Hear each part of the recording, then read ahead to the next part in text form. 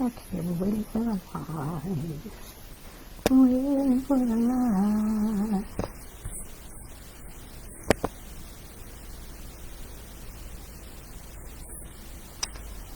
Good morning, good morning, good morning. Hello, everyone. Make sure that my volume is on point. Okay, there we go with that. Good morning, everyone. Happy Tuesday. It's Lady Victoria with Victoria's School of Etiquette, where we offer a solution to your etiquette dilemmas.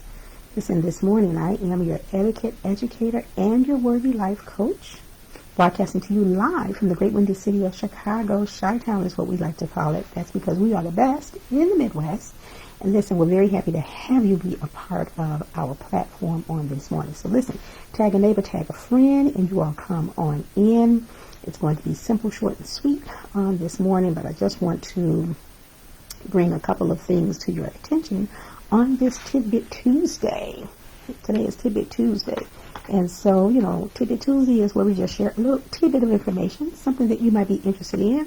And if it's not for you, you can also pass it on to someone else that might be able to make use of it. Listen, this one is everyday tips and treasures from my collection of things of that nature. It's my pleasure. It's my pleasure. It's where we address these common courtesies that sometimes are often forgotten in today's society. The hustle, the bustle, the rush to get things done. And even now, good morning. Thank you for joining in this season of COVID. Sometimes we're so concerned about our usual habits. You meet a person, you greet them, you shake hands. Well, we don't shake hands anymore, but we can do the elbow thing where we can extend ourselves that way. But we don't want to be lax. Good morning. We don't want to be lax in our manners, and we don't want to be lax in how we treat people and how we present ourselves to others. So on this Tidbit Tuesday morning, let's talk about a few things, okay? And then you pass these on to others that you know that might be able to share this information as well, or just benefit from it. Simple things I noticed that when I am talking on the phone, telephone courtesies. I mean, typically you answer your phone by saying hello, good morning, or good afternoon, as is the custom with some people. So however you answer the phone, let it be a polite courtesy that you use. I know sometimes it might be commonplace among people that have been friends for a long time. The brothers talking to the brothers, they may answer the phone, what up? Hey. What's kicking, what's happening. You have all of those things that you use. But when you are, of course, in a business setting or when you're in a professional setting of some type, then you don't want to use that opening as your opening salutation when you are answering your phone, right? So you can do that with your homeboys, you can do that with your homegirls, but not in other situations, and most certainly not in business. If you're just having a general conversation with someone on the phone, you open with a salutation, and then you close. You close the call, typically by saying goodbye, good morning, thank you for joining the conversation on this morning. That's how you typically do it. But what I have found recently, not recently, it's been going on for a little bit, I've noticed at least in the past 2, maybe 3 years or so, that oftentimes when I'm speaking on the phone, especially if I'm speaking to younger people, good morning, Sister Rita, God bless you. When I am speaking to younger people on the phone, and I am not giving millennials a bad name, but I'm just saying this is where I see the discourse in this common courtesy. When the conversation is ended, the next thing you hear is click or buzz. There's no goodbye. There's no closing. They don't say anything. Okay, not even like I'll talk to you later or nothing of that nature. It's just when the conversation is done, when they're done, they're just done. And they oftentimes don't close the conversation. So that is a simple courtesy. You open with your salutation and then you close with a closing. Hello, goodbye. Okay, I'll talk to you later. Talk to you soon. Something of that manner. That is one of the most common things that I have been noticing of late when I am in conversation with youth. When you're out in the public arena, if you're out grocery shopping, good morning, Marcina. If you're out grocery shopping, or you're just out and about for whatever it is. I will look at this replay. I have a class in this. Okay, all right. Thank you, Marcina. Thank you for that. I appreciate that. I appreciate that. When you are out in public and you're going in and out of a door, and there is someone on the other side, that you're going in and they are coming out. You let the person that is coming out, you let them exit first, and then you can enter, right? When you're in a public setting and you're going into a place and someone is coming out of that same place, you let that person that is exiting, let them come out first, and then you enter. If you are entering a building and you notice that you have seniors or elderly behind you, please be courteous enough to hold the door for them and let them enter first. Let them enter first. They have preference just because of their age and their seniority. So it's just nice to be nice. So hold the door for elders, for those that are handicapped, for moms that have small children, for moms that might be expecting, for any person that is entering a building or exiting and that have packages. You may not want to offer to help them with their packages in light of COVID, and just in light of maybe someone else doesn't want someone else touching their bags. Maybe they have a fear that you're going to help them and run off with their things. But it is a common courtesy to extend it. It's a common courtesy to extend it. Oh, may I help you with your bags through the door? Oh, let me grab that for you. If you have a mom with a stroller, a baby in a stroller, and she has packages in her arms, please hold the door for her and let her exit out, or let her enter in, right? And sometimes you might have men that are traveling with their children, and it is a common courtesy. You can still extend that common courtesy to a gentleman that's going into the door or coming out of the door, right? So that is another thing. You always want to remember that seniors and elders and people with physical disabilities, they just have preference. When I was traveling in Europe several years ago, we were riding public transportation. We were riding the buses in Italy. I think we were in Italy. We were in France. We were in Italy. They already had preferential treatment. They had a jump on the U.S. When I was there years ago, we didn't have that here. But they had it there, and the bus driver would literally, if the bus was crowded, the bus driver would literally stop the bus and ask the person that was sitting in a preferred seat to please change their seating and give it to an expectant mom, a mom with children, seniors, and again, people with physical disabilities. So we caught up later, but Europe had to jump on us on that one. I was able to physically witness it myself. So that is another courtesy that you want to extend. Something I've noticed now when you go out and about in the airports and in other places, some buildings, business buildings, where they have a water fountain. And in the airport, they have the water fountains where you can fill your own bottle of water there. When you are filling your bottle, do not put the mouth of your bottle up against the spigot. If it has a spigot that's coming out, or if it's most of them are motion censored. So you set your container there, your water bottle there, and then the water just flows. But if you have one that has a spigot, or if you are in someone's home and they have like a Brita in the refrigerator, some of them often they have the spigot where you can get the water out. Do not put the mouth of your bottle all the way up to the spigot, because before you put it there, you drank from it, so your germs are transferable. And everybody loves you where you are, but they don't want your germs. So be mindful to not put the top of your water bottle, the mouthpiece, do not put it right up under the spigot so that the spigot is then flowing down into your water bottle as the water streams out. You can just hold it there. It's motion censored. If it's, again, like a Brita where it has a spigot and a little handle for you to hold, for you to stream the water, then just hold it right underneath. They don't need to touch each other. They don't need to touch each other. Okay? And that's even if you are in your own home. That is just another way to avoid the potential of passing germs. Okay? Again, when you are in someone's home, perhaps you've been invited for dinner, And I've covered this one a little bit before. If you've been invited to dinner and they're serving a dish that you are allergic to, or if they are serving something that you're not allergic to but you don't eat it, how to refuse it kindly. If you've been invited for dinner, ask beforehand what the menu is so that they know.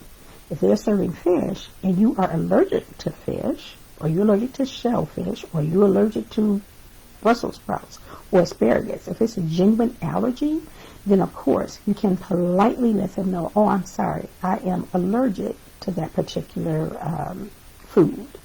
And so you don't have to consume it at the risk of your health while you're trying to be polite. That doesn't make sense. Do not put your health at risk because you want to be polite. There's a polite way to excuse yourself and not consume that particular food. Okay?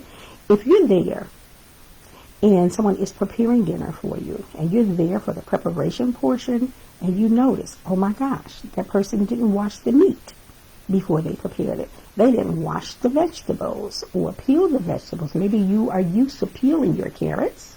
Maybe someone else is not used to peeling their carrots. Perhaps they just wash them or give them a quick scrub and leave the skin on. It is a matter of personal preference, but you don't have to, go overboard or claim that it's an allergy or something like that because it is a cooking style or preparation style that you are not accustomed to. But if you notice that people aren't washing their food or rinsing it before they prepare it, once it goes into the oil, once it goes into the pan and it's being cooked, whatever surface germs or bacteria may be killed during the cooking process. I would suggest that if it is a family member, a dear friend, then you can step in and say, hey, let me help you out a little bit. Do you mind if I help? Let me assist. There is a way to approach that without being rude. Yes, there's a way to approach that without being rude, but you just don't want to say, I'm not eating that because she didn't wash it or what have you. You can find a way to extend your help. If your help is refused, then I would say for family member and friends, of course, those that you have commonalities with, you can just simply say, I need you to rinse that meat off, girl. We need to get all of that, blood and all of that surface handling before it came to our table off before we prepare it. Okay? Everybody prepares meats different. If I'm preparing chicken, all of that fattiness that's underneath there and the stuff that looks like, I'll call it phlegm. That's what I call it. It's clear. When you go up under the skin and you pour that out, I don't like that in my meat. So when I'm preparing it, I get rid of it. And when I'm in a situation where other people are cooking, I try to be mindful of that and just notice if it's been prepared that way. If I have not seen the preparation process, then I just make a personal judgment call of a food that I may avoid. And again, you don't have to make up a story. You don't have to say that you're allergic to it. You can just simply say, oh no, thank you. I'm not having, that portion. I'm not having the chicken, or I'm not having the what have you. Whatever it is. Sometimes I've been in situations where I've been eating a salad that's been prepared, in a public situation, and I noticed that portions of the salad greens are yellow. They're not dandelion. It's not dandelion. But you can already see that perhaps the spoilage process has begun. In a restaurant, of course, you send that back. You don't eat it. You do not consume it. You send it back and you ask for something fresh, or you ask for a replacement, or you just send it back and ask that it be removed from your bill. Don't eat food that is poorly prepared. Food that you can see where there is spoilage in it, please do not consume that. And you don't have to be aggressive when you send it back. You can just simply say, this looks like it's spoiled a little bit. I would like a fresh salad with fresh greens. Make that request known. Again, when you're in a private setting, It depends upon the relationship that you have with the person that you are dining with. If you're at a relative's home or something like that, then it's easy, to have a conversation and just say, girl, you didn't get all of the stuff out. You didn't get all the bad parts out. Some people want to take a food item and conserve what they can from it. And sometimes they will remove the bad parts and serve you the good parts. But if you see the bad parts in your food, I say send it back. Be gracious in how you approach it. Again, you don't have to be out of order. You don't have to be loud and belligerent. It doesn't have to be any of that. But just refuse it. That's all, plain and simple. Okay? So that's washing fruits and vegetables. And you should wash them anyway when you bring them home from the store, because other people have touched it, the loose fruit, apples, and you're not eating the peel of the oranges or the bananas, but other people have touched them and what have you. But for those fruits like apples and peaches and pears that you're going to consume the skin, wash it. Wash it before you consume it. Elevator courtesies. And again, when you're in the airport again and you are walking, when you are walking on the pedway, this applies for the elevator and pedways or walkways, the moving rails. When you are walking on it, you are going to, if it's a two-way one, all the people that are going in one direction on the right side, and the people that are coming, they're on the left side, if it's a two-way pedway. But most in our airports is one pedway and it's all going in one direction. So if you are standing still, you are on the right. If you are going to be walking, you are on the left. And it is the same thing with elevators. If you are on the, escalators, not elevators, escalators. If you are on the escalator and the escalator is going up and you're just going to let the escalator do all the work, you're standing still, you're on the right. If you have luggage, then your luggage, of course, goes in front of you, the step in front of you. But you still want to leave another step for the person that is in front of you. So the person in front of you, one stairway that is empty, then your luggage, and then you. So you are standing still on the right. If you're going to walk up, as the escalator is moving, then you are on the left, and you walk up. Okay, be mindful of getting into a nice little trot. You might be in a hurry, trying to get to your destination, but there are other people there. You may have a bag, another person might have a bag, and be careful that you're not bumping against them. Those are just simple common courtesies that we sometimes forget about in our rush to get to our destination, and we aren't mindful of the other people that are behind us. Good morning, Mary. Hey, cousin. I'll have to talk to you about your show last night. I wasn't able to complete it all, but I'll chat with you about that later. So yes, walkways and pedways, moving stairways, filling your water bottle, the telephone courtesies we've already done. Speaking, just a general good morning, an everyday courtesy that some people don't attend to.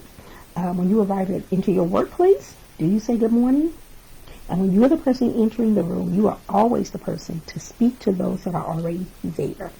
You say good morning, good afternoon, whatever greeting is appropriate for the setting and the situation that you are in. When you speak, you always try to make eye-to-eye contact. You want the person to know that you are speaking specifically to them. If you speak to someone and the greeting is not returned to you, you just move on to the next person. Move on to the next person. You can say it again. Sometimes people may not have heard you. Sometimes people may have hearing issues that they have not acknowledged openly or publicly. And so if you don't get a response after the second time, you don't need to get into the person's face and say, hey, I said good morning. Just say good morning and keep it moving, right? Again, in the work environment, when you are in meetings or social situations where you're gathered in a meeting, you always, of course, want to be on your professional behavior. You are always going to acknowledge those that are in the room, those that's giving the presentation.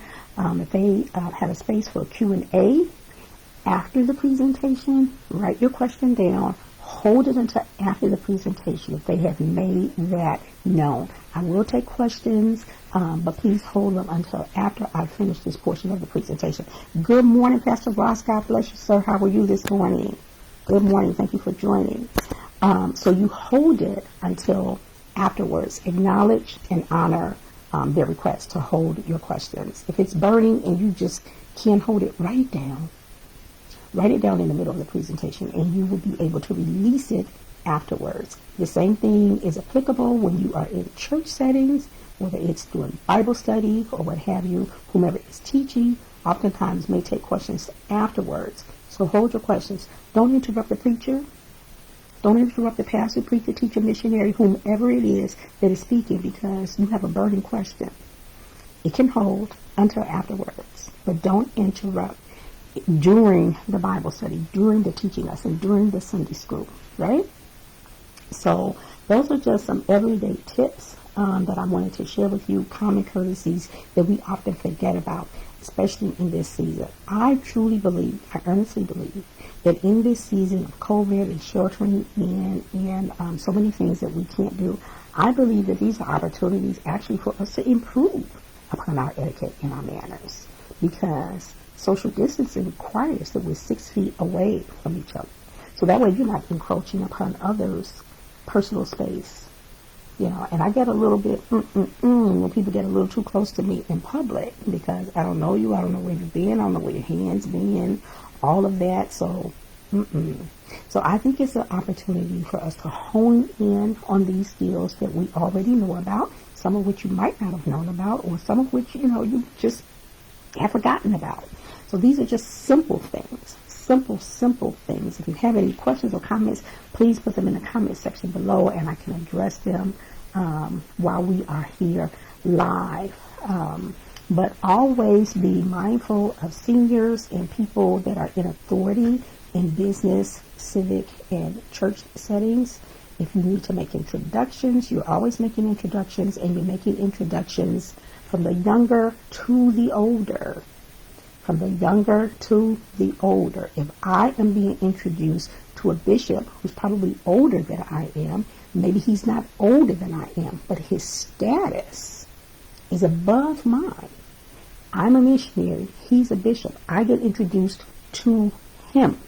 If I'm being introduced to Pastor Ross, he is a pastor, so I get introduced to him. It's not the other way around. You don't introduce him to the person of the lower authority. So lower authority gets introduced to higher authority. The younger people get introduced to seniors and elder people, or people that are of a higher status than what they are. Common courtesies. We're not shaking hands now, right? But if you are in a setting that you're comfortable with and the person extends their hand to shake hands, you make the call.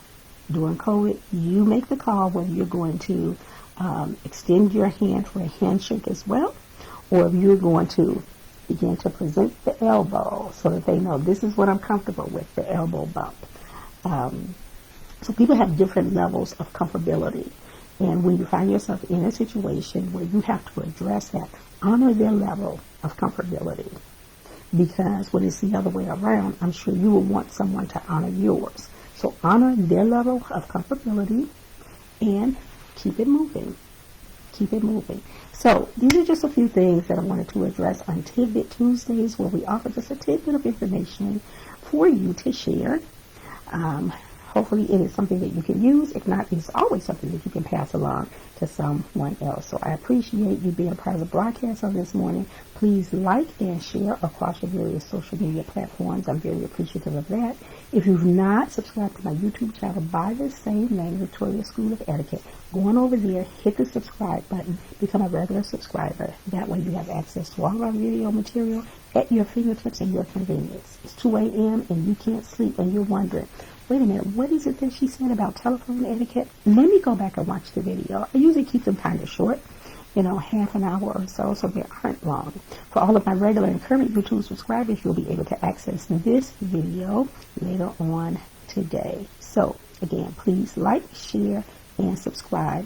Thank you for joining in, and thank you for sharing. Lady Victoria signing off. Until the next time, but bye for now.